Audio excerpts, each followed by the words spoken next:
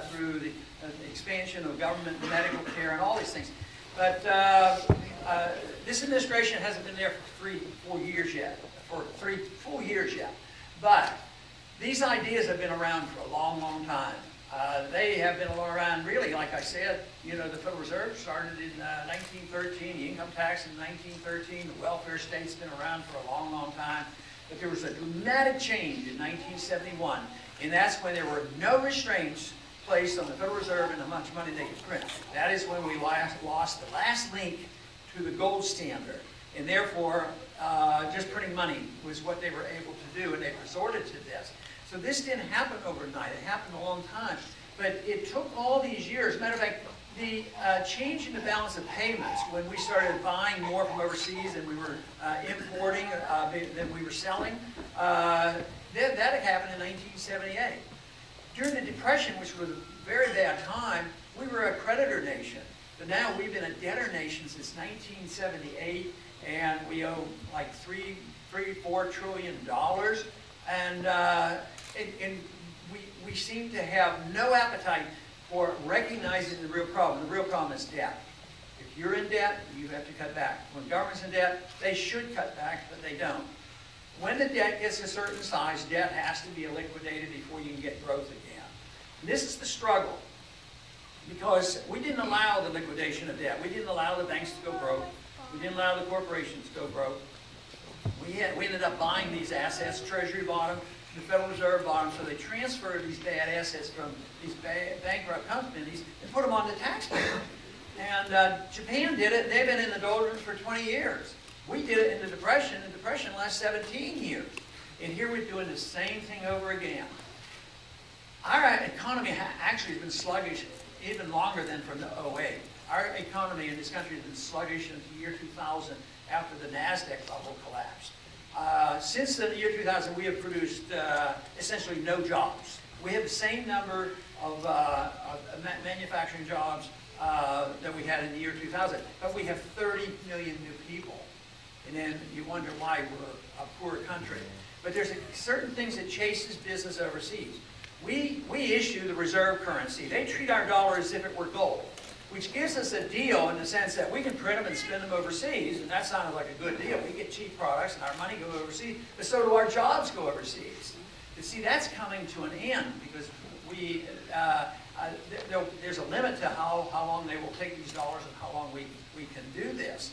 So we have done that just way too long, and the debt is so big that the necessary thing that has to happen is we have to wipe the books from the debt.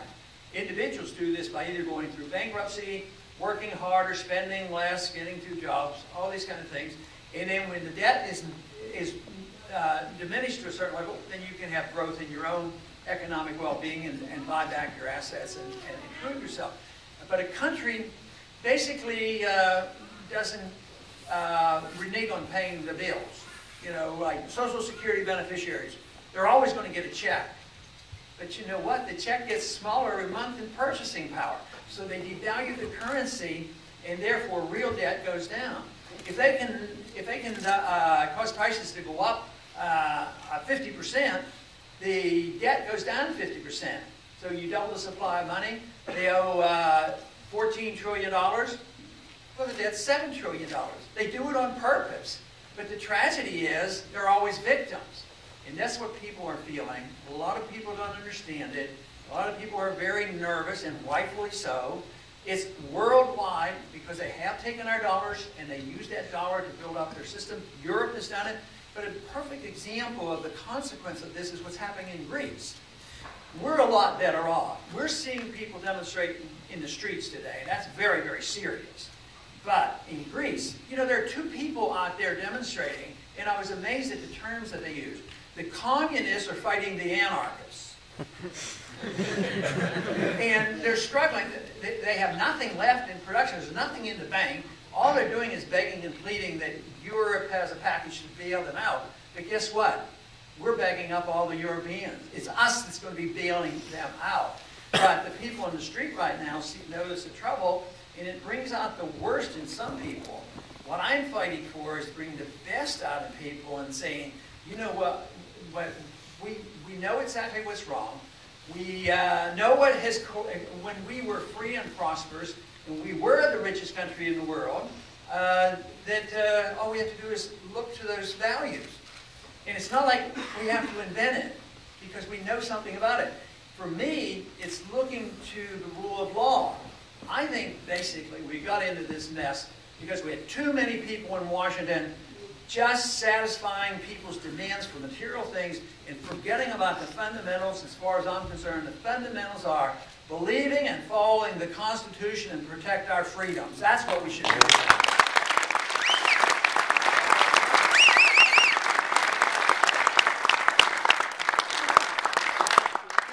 Demonstrate how serious I believe this is, because I believe the sovereign debt, the debt of all the nations of the world, is very, very serious. And I think that the thing that we have just had in '08 is minor compared to what's coming. So I have proposed, a change in the budget. And everybody talks about the budget. Everybody in Washington knows the people are upset. They're not happy with Republicans or Democrats. There's a Tea Party movement, an independent movement going on. And they say, oh yeah, we have to cut. So they have what they call baseline budgeting. They have the budget is right here today, and they have a program for 10 years. And it goes like this. Proposed increases for 10 years. So they say, oh, we have to cut, we have to cut. We set up commissions to cut, cut, cut. You think they cut in the next 3 years or 4 years or 5 years? No, they go from 5 to 10, and they cut the proposed increases, and it's still increased by tremendous. And then they wonder why the American people aren't reassured, the businessmen aren't reassured, and say, oh, okay, everything's back to normal again, we got our commons back, let's start a new business. But my approach is different. I think we have to send a message. And I don't, some people get nervous and they say, well, you mean that means everybody has to sacrifice? No, I'll qualify that. But what I say is cut. Cut the spending. My first year proposal to cut is $1 trillion. Yeah.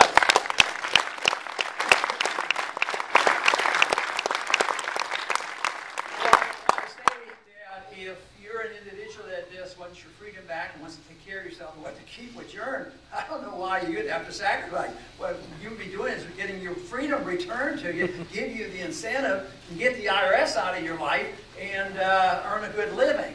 But too many people say, oh no, this will destroy life as we know it. But there would be some that would suffer. You know, they warn us there'll be a depression coming if we don't bail them out. Yeah, the depression would have been on the big banks and the big corporations. But instead, the people got the depression, and they lost their jobs, and they lost their houses. But I think what we're witnessing today is proof positive that government planning, government manipulation, and the welfare warfare state isn't viable. It doesn't work. It just leads to bankruptcy. But a lot of that motivation was done with a good motivation. There are a lot of bleeding hearts there that actually believe, there's unfairness in the world, and the world is not equal. That's quite true. A free society is not equal. It happens to be the most prosperous society, and it happens to be the best distribution of wealth, but it's not equal. But those who say that it's government's responsibility to make sure that nobody falls through the cracks, and therefore we're going to have this program, this program, this program, and because of previous interventions, some people didn't have houses. So 20 years ago, they said, everybody deserves a house. Well, everybody has a right to earn a house, but nobody deserves a house at the expense of their neighbor. So, but they've embarked on these programs. Well, let's just print up a lot of money, make credit easy, and flush the financial sector with money, and also have mandates by Congress and say, you have to give loans to people even if they don't qualify.